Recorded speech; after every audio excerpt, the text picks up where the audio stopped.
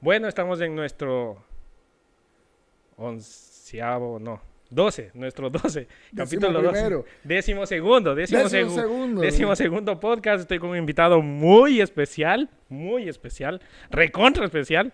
No me cabe todas las palabras para decir lo especial que es para, Gracias, para gracias. la congregación, para nuestras vidas, para la mía y para la suya también, porque es nuestro pastor. Pero antes de que se presente, vamos con nuestro intro.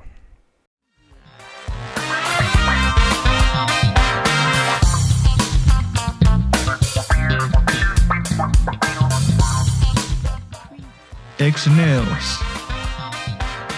Bienvenido a nuestro podcast, El Diario de un Joven. Bueno, estamos con nuestro pastor, como les dije anteriormente, pero quisiera que se presente. Amén, amén. Mi nombre es el pastor Ángel Camacho, pastor de la iglesia de Pentecostal MI. Aquí saludo a la más hermosa y linda iglesia, la iglesia, ¿verdad?, que me honra en pastorear. Y aquí con uno de nuestros recién adquiridos miembros que de veras ha trabajado intensamente con nosotros.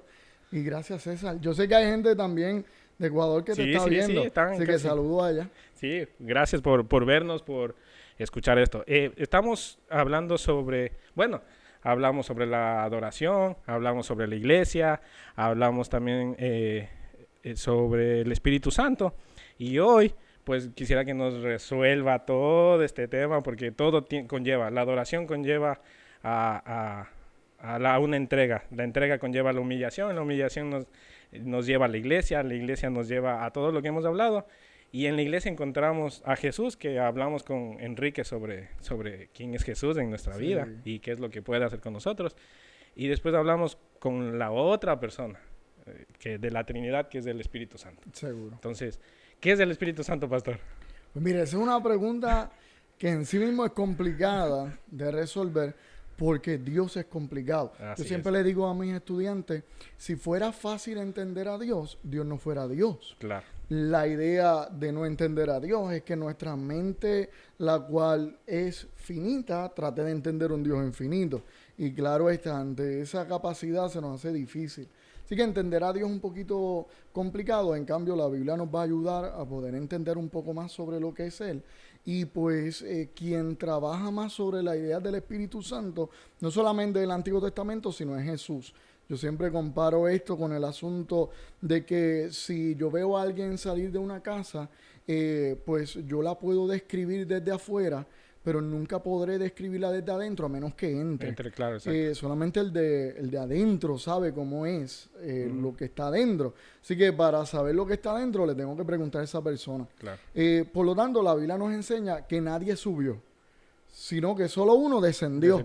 Ajá. Así que para poder explicar lo que está en los cielos y cómo es Dios y qué es Dios, en realidad hay que ver lo que es Jesús y lo que Él nos dice. Así que cuando hablamos del Espíritu Santo, que a pesar de que decimos que es la tercera persona de la Trinidad, pues tratamos de explicar lo que es persona. Y persona, pues, tiene que tener razón, tiene que tener inteligencia y va a tener lo que es la expresión de sentimiento. Existen dos maneras de ver lo que es el asunto de Dios, que es la forma unitaria, que es que piensan que Dios es una persona manifestada de tres maneras diferentes. Ajá. Eso es unitario. Y está la forma trinitaria, que es tres personas diferentes. Claro. En otras palabras, con una razón de él mismo, una inteligencia de él misma y unos sentimientos de él mismo. En otras palabras, tres personas, a diferencia de la otra, que es una misma persona, o sea, la misma inteligencia, la misma razón, todo lo mismo, expresando entonces al hombre lo que es. En cambio, pues la Biblia se va más por el área de que es tres personas. Ajá. O sea, existe tres personalidades. Y cuando hablamos de esto, pues lo podemos ver que es en el asunto de conocerle. Porque cuando usted tiene una relación con alguien, le gusta que esa persona le conozca. Ejemplo, cuando usted llegó aquí a Puerto Rico, una de las cosas que yo hacía era entrevistarlo. ¿Y cómo es Ecuador? ¿Y Sí, cómo es exacto. esto? Porque la idea es conocerle Exacto, sí, así y es. entenderle, porque pues ese es el asunto de la persona. Usted tiene una inteligencia, tiene una razón. Y pues Jesús hizo algo bien interesante. Y es que le preguntó a los discípulos, ¿qué dice la gente que soy yo? Exacto. En otras palabras, ¿qué relación ustedes ven que la gente, cómo la gente me interpreta? Ajá. Pero es la gente de afuera, los que no han tomado, los que no son como ustedes, que han estado conmigo. Y luego le pregunta, ¿qué dice la gente? O más bien, ¿qué dicen ustedes De mí. que soy yo? Ajá.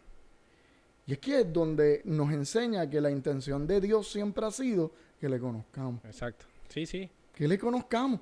Entonces, por eso es que viene la adoración, por eso es que viene todo lo que es venir a la iglesia, porque es contestar esa simple pregunta. No es tanto qué dice la gente, es más bien qué dices tú, Ujú. qué digo yo. Y esa pregunta de qué dices tú y qué digo yo, se da dentro del concepto de nuestra relación con Él. Y es allí donde vemos que aunque nosotros nos relacionemos con Él, vamos a tener unas limitaciones. Y es Pedro el que dice, tú eres. Ajá, tú eres. Y es allí donde nos damos cuenta que Jesús le dice, eso no te lo reveló Nadie. nadie. Ajá. Ni carne, ni sangre. Eso te lo reveló el Espíritu Santo. Y es allí donde nos damos cuenta que existe otra persona. Claro. Que la intención de esa otra persona es que nosotros podamos entender con el que nos relacionamos. Ok. Así que ahí está la persona del Padre, la persona del Hijo y la persona del Espíritu Santo, donde la persona del Padre en el Antiguo Testamento buscó que el pueblo se relacionara con Él por medio de las leyes. Nunca pudieron relacionarse con Él, salían y entraban. Entonces Jesús viene y es así donde Jesús entonces se relaciona con el hombre y dice, si ustedes quieren relacionarse con el Padre, acérquense a mí, Exacto. porque que me ha visto a mí, ha visto al Padre, y ustedes se pueden relacionar al Padre estando conmigo, y por eso dice, todo lo que pidan al Padre en mi nombre será dado. Es un asunto de relación, y luego cuando se va, o se va a ir, dice, yo no los voy a dejar solos, y ahí es donde introduce una palabra, el otro consolador. En otras palabras, Él es consolador, pero iba a dejar otra persona, en otras palabras, inteligencia, razón y sentimiento, el cual iba a hacer algo, y era revelar a Cristo, y revelar a Cristo al mundo, a la iglesia y a las huestes que nosotros no podemos ver. Y eso es característico de razón, inteligencia, de personalidad. Así que espero haber explicado un curso de 6 meses en cuestión de minutos. Sí, no sé si... Bueno, yo voy a decir resumir lo que usted me dijo en mi manera, ¿no? Seguro. Y si estoy mal, me corrige. En otras palabras, el Espíritu Santo es como la presentación de una familia. Una familia tiene, digamos, los Camacho, que está conformado con un mamá, está conformado con un papá y con sus hijos. Pero esa es la familia Camacho, que cada uno tiene su diferente función y representan a la familia Camacho. En este caso, sería lo mismo. Se representa a Dios, pero hay un Padre, hay un Hijo y está el Espíritu Santo. Eso. Que su apellido sería Dios. Sí. Y ellos están representando. Seguro, y esa es una manera simple de poder ver algo complicado.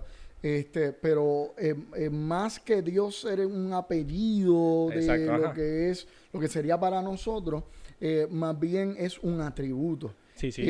A diferencia con un apellido, porque mi apellido no hace nada. Yo digo, aquí llegaron los Camachos Claro, y sí. nada pasó. No, a eso iba, porque cuando justo usted tomó el tema de donde él se tenía que ir para que él descendiera. Y ahí se entiende que realmente no es un apellido, es otra cosa diferente. Y ahí viene mi pregunta, porque Jesús se tuvo que ir porque se fue, ¿no? Ahora, el Espíritu Santo se queda con nosotros para estar con todos. Yo creo que si se hubiese quedado Jesús, no hubiese alcanzado para estar con todos. Yo creo que era necesario que el Espíritu Santo entrara en ese momento para poder estar con todos y poderse revelar con todos. Y muchos dicen que el Espíritu Santo es la conciencia. No sé y esa es mi pregunta, ¿el Espíritu Santo es la conciencia que tenemos nosotros o quién nos habla adentro de nosotros? Sí, no, la conciencia no es algo espiritual. Ajá. La Biblia en Romano nos enseña que existe, ¿verdad?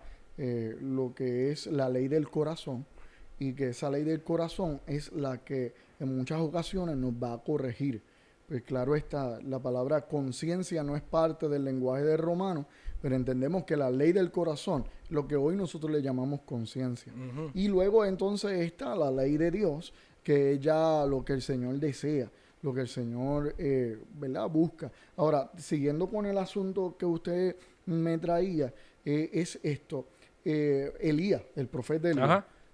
cuando él estaba para derrotar los Baales, Ya. él reconstruyó el altar. Y es un Sí. acto profético, el cual nosotros vemos y demás como un momento histórico, pero también un acto profético que él va a hacer, que va a indicar la restauración del pueblo de Israel. Ujú. Y toma 12 piedras, las reúne, luego de eso hace una zanja, le echa agua, y luego toma un becerro, lo pone encima, lo sacrifica y luego le ruega a Dios que descienda fuego del cielo. Pero ocurre algo bien interesante, y es que a pesar que él puso esos elementos allí, que pues las piedras, el agua, la zanja, el becerro y todo, el elemento fuego, cuando culmina el capítulo enseña que el elemento fuego fundió tanto las piedras Hasta el agua. como el becerro, lamió todo y se hizo básicamente una sola estructura. Ujú. Y la intención era que el pueblo viera que Dios quería unificarle, y lo que lo unificaba era el fuego. Pues el día de Pentecostés vemos lo mismo. Sí. Vemos los 120, vemos los 12 allí, la representación de lo que es el altar que estaba disperso. Ajá. El Señor viene, lo unifica, Él muere como el sacrificio, o sea, Él es el becerro que se pone encima de ellos, y ahora faltaba el elemento unión, Exacto. el elemento fundir ese altar, y es el día de Pentecostés. En el día de Pentecostés donde se funde la iglesia y se hace una sola roca, donde en nuestro interior está el becerro, está el sacrificio. Y donde de afuera uno mira y dice, eso es una piedra, y sí es una piedra unificada, un fundamento unificado, pero entre todo eso hay agua que representa la palabra de Dios, hay sacrificio que representa a Cristo, y existe la estructura, las piedras que representa al ser humano. Así que la idea de Dios es unir al hombre con Él por medio de su palabra, y el único que puede hacer eso es el Espíritu Santo. Entonces, no nos da, es nuestro pensamiento quien nos habla. Y, Sí, seguro. y nuestro pensamiento no tiene nada que ver con el Espíritu Santo. Ahora, Seguro. la otra pregunta, ¿el Espíritu Santo habla? Seguro. El Espíritu Santo nos puede hablar. Ahora, Ajá. la pregunta es ¿a través ¿De qué? de qué? Entonces, estamos muy acostumbrados a pensar que de la manera en que Dios nos puede hablar es a través del pastor, a través de un profeta, a través de otros elementos, de una nube que se posó y demás, o alguna otra estructura. Pero la Biblia es clara cuando nos enseña que la revelación de Dios procede de su palabra. Así mismo es. Y que cuando alguien quiere decir, Dios quiere decirnos esto, debemos de mirarlo a través de las escrituras para corroborar si lo que se está diciendo es correcto. En otras palabras, si un pastor, a pesar que nosotros decimos, vamos a escuchar a nuestro pastor porque él va a hablar palabra de Dios, muchas ocasiones, y en algunas ocasiones, lamentablemente, no es palabra de Dios lo que se está hablando. Sí, es los pensamientos de la persona. Sí, es pensamiento. ¿Y cómo yo saber que es Dios y no es el pensamiento? O es el pensamiento y no Dios. Es el hecho de la palabra. El hecho de cómo se cita la palabra. Cómo podemos interpretarla. Y en muchas ocasiones cuando interpretamos la palabra hacia nosotros, donde nosotros somos el héroe, el villano es Satanás y Dios de alguna manera es un ente allí, pues es una interpretación incorrecta. Claro. En todo caso, nosotros somos en medio de la película, si podemos llamarle película, aquí el superhéroe es Dios. Claro está, el villano va a ser el mal, pero nosotros somos aquellos que necesitábamos y necesitamos de Dios. Nunca salvaremos Nada. la película. Nunca seremos los que entramos y estilo el Chavo, ¿quién podrá salvarnos? Yo. No, Sí, no no, somos no se ese puede. yo. Es Dios. Tengo otra pregunta de todo lo que hemos hablado, que es mía personal. Y he estado leyendo mucho lo de Sansón y me causó una intriga de que el Espíritu Santo se fue de la vida de Sansón.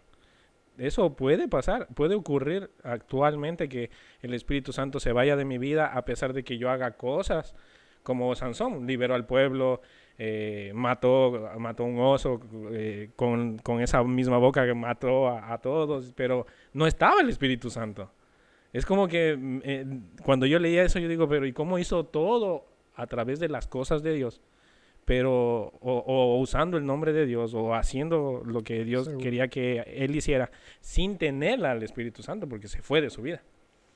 Ahora, en la actualidad se ve también eso, que a veces es más la obra de la carne y la obra del pensamiento que acabamos de hablar y no de la obra del Espíritu Santo. Entonces, puede ocurrir eso, cómo notarlo, cómo saber la diferencia, independientemente a veces de leer la Biblia, porque a veces hay manifestaciones que uno no puede, como que uno sale del lugar. Seguro. Con la historia de Sansón, lo que vamos a poder ver en esa historia, el asunto de que el Espíritu Santo salía, es entender de que para aquel entonces solamente eran los profetas, los reyes, los que tenían el Espíritu Santo, y era para una acción. Inclusive cuando Saúl fue ungido, inmediatamente hubo una manifestación de que había sido ungido, e inmediatamente se le dijo, todo lo que esté a tu mano hacer, hazlo. Claro está, esto es indicativo de que Dios estaba con ellos. Ahora, con Sansón, Sansón comenzó a abusar del hecho de que Dios estaba con él y comenzó a entender que por cuanto Dios estaba con él, él podía abusar de lo que tenía. Primera y segunda de Corintios, los libros de Corintios o hacia los Corintios, es básicamente cómo nosotros podemos abusar de lo que Dios nos da. Una iglesia que abusa de lo que Dios entrega. Y nos puede suceder que inclusive Jesús nos enseña de que no debemos de contristar al Espíritu Santo. Entonces eso de contristar, como le comenté ahorita, el hecho de una persona, razón, inteligencia y sentimiento, contristar en el asunto de poner en tristeza a una persona. Vemos también que el Señor nos enseña que la blasfemia en contra del Espíritu Santo no tiene perdón. Sí. Entonces cuando vemos que, espérate, ¿cómo que la blasfemia contra el Espíritu Santo no tiene perdón? Pues estamos hablando que la persona del Espíritu Santo tiene unos requisitos, los cuales como persona son diferentes a los de Jesús. Claro, sí. Entonces, pues claro está, podemos contristar al Espíritu Santo al punto dado de ya nosotros no tener al Espíritu Santo con nosotros. Existen dos grupos, calvinismo, arminianismo, donde unos dicen no, tú no puedes perderlo, otros dicen sí, puedes perderlo, pero la intención, ¿verdad? Los arminianos se dice, pues mira, sí lo puedes perder. Ahora, el asunto que traes es el hecho de que nosotros como iglesia a veces le damos, como decimos los puertorriqueños, alas a gente que se ve que canta bonito, pero ya no tienen a Dios. Claro. Entonces, por cuanto cantan bonito, pensamos que Dios está con ellos porque canta bonito. Igual Sansón. Sansón seguía haciendo cosas bonitas, pero ya Dios no estaba allí. Claro. Y entonces, nosotros también podemos ser confundidos al seguir viendo gente que hace cosas y nosotros nos llenamos con el asunto de hacer cosas cuando esas cosas no provienen de Dios. La vara de Moisés cayó y se convirtió en serpiente, pero también la de los magos. Claro. Entonces, por lo tanto, el hacer cosas no necesariamente significa que proviene de Dios. Y nosotros debemos de estar alineados con el Espíritu Santo, porque el Espíritu Santo es el único que nos da un don que se llama discernimiento. Es el que podemos saber quién es de Dios, quién no es de Dios. Y la Biblia, inclusive, Pablo nos enseña que los debemos de poner a prueba. ¿Por qué? Porque la prueba es lo que nos ayuda a saber qué Ok. proviene de Dios y qué no proviene de Dios. Y eso a veces a nosotros se nos hace difícil y a veces tenemos, ¿verdad?, circunstancias donde hay personas, un ejemplo, ¿verdad? Hay alguien diciendo así el Señor dice, pero no es Dios. Y a veces nos da temor de decirle, eso no es Dios. Porque creemos que si le paramos y le decimos, eso no es Dios, Dios mismo nos va a reprender. Claro, Pero al contrario, más bien, si no es Dios, pues nosotros como pastores debemos de levantar y decir, eso no es Dios. ¿Por qué? Porque eso es discernimiento de espíritu. Claro está, cuando un profeta, quien quiera que sea, o se crea X o Y cosa y es confrontado y por alguna razón se siente mal por la confrontación o es sentido y demás, la pregunta es, ¿tenía a Dios? claro, Porque si fuiste ofendido por la confrontación, pues hay que señalar, verdaderamente fuiste herido porque tenías a Dios o porque no tenías a Dios. claro. Y es allí donde todo este tipo de dinámicas debemos de realizar. El Espíritu Santo es una persona y esta persona la tenemos que honrar. Y la honramos no solamente reconociendo su presencia, sino reconociendo dónde está y dónde no está. Claro. Y cuando no está y alguien quiere hacerse pasar de que está, también lo debemos de denunciar. Es muy interesante sobre el Espíritu Santo, es muy interesante. Y lo que acaba de decir me hace ver el otro lado también.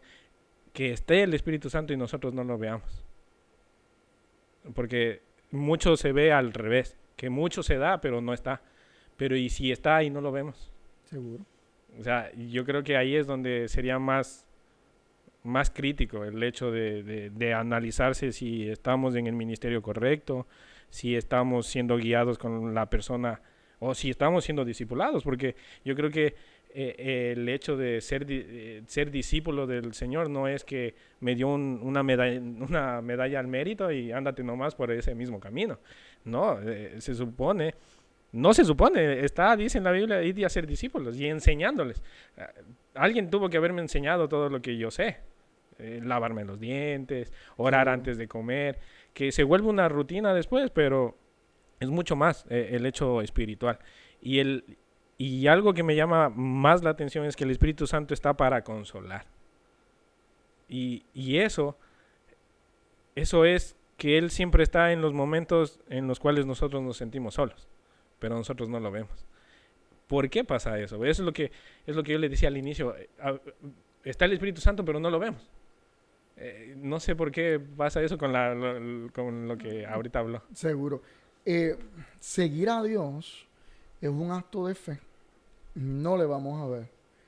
En cambio, su rastro es inminente. Claro. O sea, los cielos cuentan la gloria de Dios, el firmamento anuncia la obra de sus manos.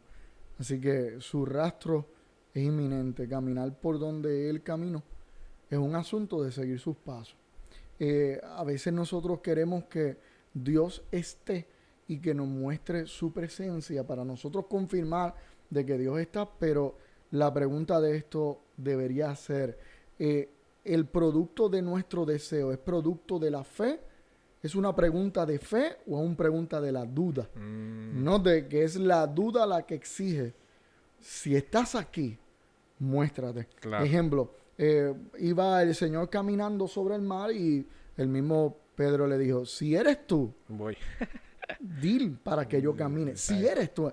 El producto no fue de la fe. La pregunta no vino por la fe. Claro. La pregunta vino por la duda. Siempre la duda nos va a llevar a por cuanto la pregunta viene por ese lado, miremos la ola. Nos vamos a desenfocar. ¿Por qué? Porque el origen de la pregunta nunca fue la fe. Siempre fue la duda. Y cuando es la duda, aunque estés caminando, lo vas a estar dudando. ¿Será esto real? Claro. Dios te puede estar utilizando y aún así decir, esto será real, esto será Dios. Porque el motivo de nuestra pregunta nunca fue la fe, siempre fue la duda. Y nunca la duda te dejará hasta que llegue el amor. El amor echa fuera todo el temor. Fue Jesús cuando llegó que levantó a Pedro y le dijo, ¿por qué Claro. dudaste? En otras palabras, ¿qué pasó aquí, pasó? hijo? Me estabas viendo, saliste de la barca, en cambio, tu salida fue por causa de una duda, no fue por causa de la fe. Luego de eso, a lo último vemos que Pedro, cuando ya Jesús muere y resucita, ya él le sigue, no porque duda, sino porque cree.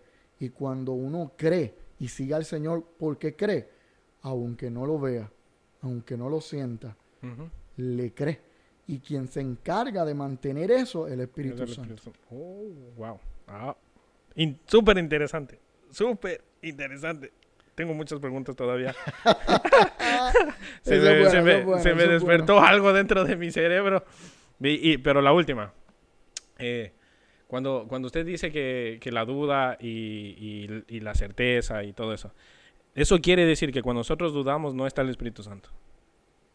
La duda no es que haya ausencia de Espíritu Santo, sino hay más presencia de nosotros. Okay. Vamos a ver en diferentes profetas la duda y el Señor le tuvo que corregir. Claro. Elías, como hablábamos ahorita, en el momento en que hizo lo de los Baales, preguntó y dijo, yo soy el único que estoy solo.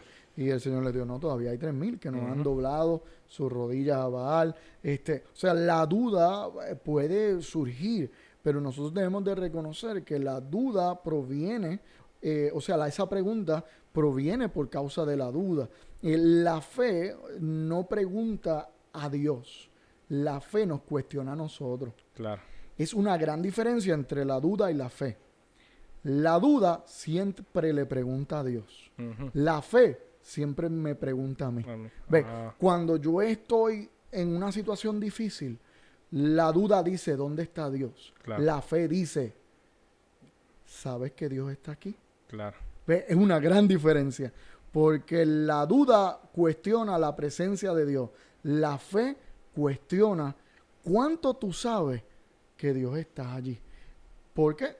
Porque la fe no es para yo ver a Dios de una forma espectacular, Claro. sino es para que yo pueda caminar Con él. hacia un Dios espectacular. Claro. Y eso se hace a ciega.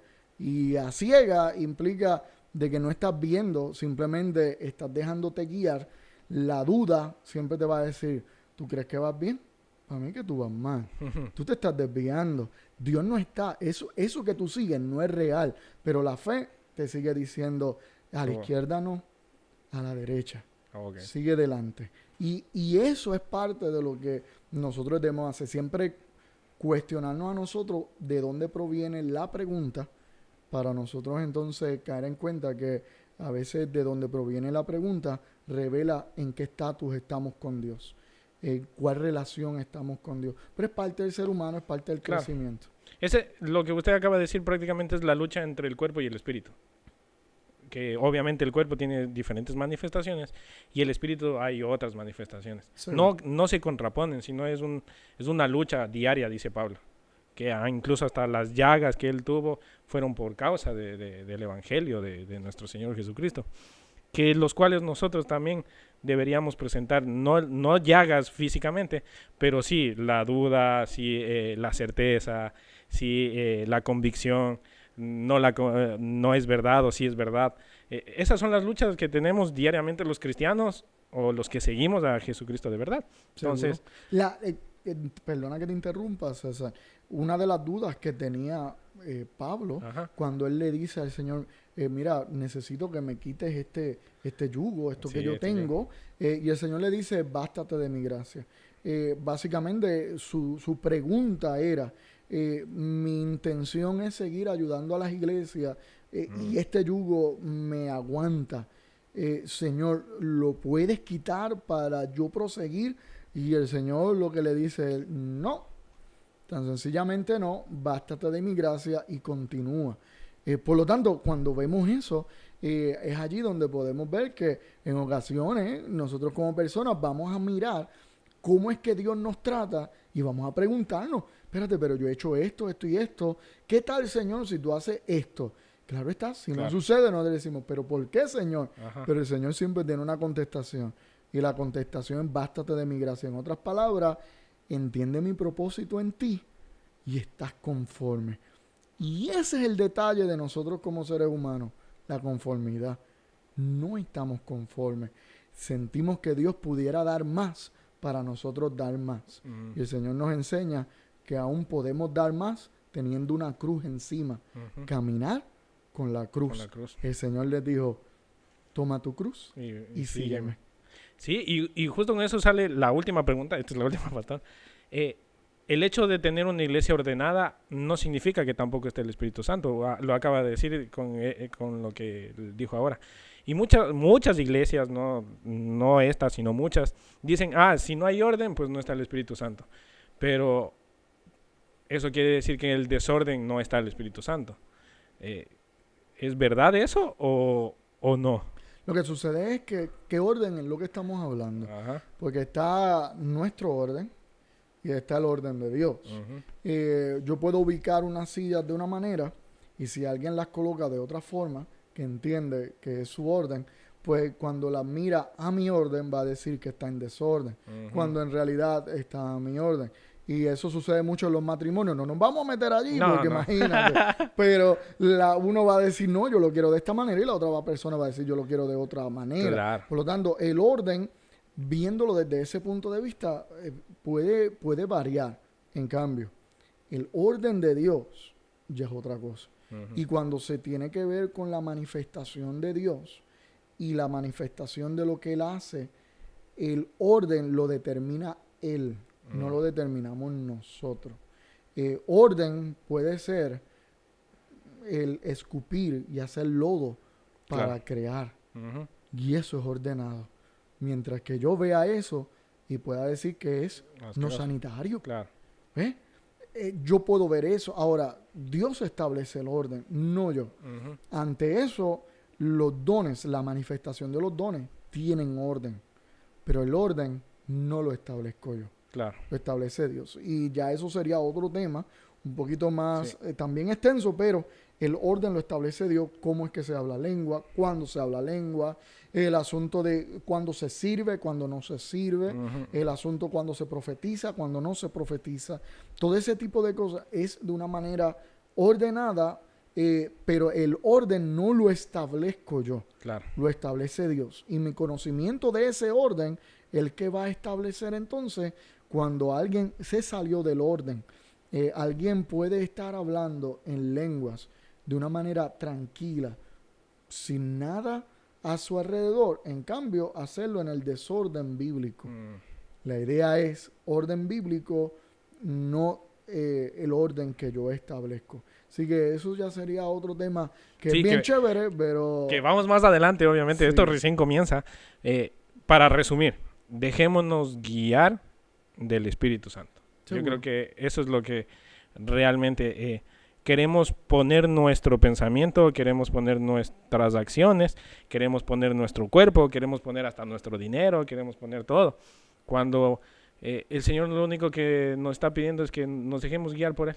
Exacto. Y cuidado con el asunto de creer, y le hablo a los hermanos, de que cuando hablamos de guiarnos por el Espíritu, es simplemente esa vocecita que nos habla. No, es guiado bajo el Espíritu, la palabra del Señor. Allí está lo que Él desea, sus órdenes, su deseo, allí está.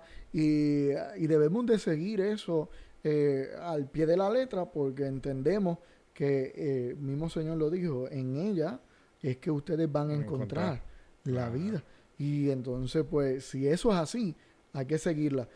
Por eso es que en ocasiones hay personas que dicen, no, a mí el Espíritu me habla. Y aquel dice, no, el Espíritu a mí me habla. En cambio, los dos van a hacer cosas diferentes. Claro. Y se contradicen y no pueden ir juntos. ¿Cómo es posible que el Espíritu a ti te habló, pero hay contradicción? Claro. Y es porque en muchas ocasiones lo que le llamamos espíritu es nuestra voluntad humana. Esa pasión humana por hacer algo por Dios. En cambio, eso le llamamos espíritu. Y eso no es espíritu de Dios. Eso es más bien mi voluntad humana sobre lo que yo entiendo que se debe hacer. Sí, por eso dejarnos guiar es de entregarnos completamente a lo que el Señor quiera. Seguro. Y eso incluye hasta tal vez lo que no nos guste hacer. Porque usualmente eso pasa, ¿no? Que a veces yo he preguntado a muchos, dice, ¿usted deseó ser pastor? Y muchos dicen, no, yo no quise, ni lo pensé. pero terminaron haciendo eso por voluntad de Dios, no más por su voluntad. Porque si fuera por ellos, estuvieran haciendo otras cosas. Y ahí es donde vemos que el Señor nos quiere guiar de una manera eficaz, no una manera desordenada.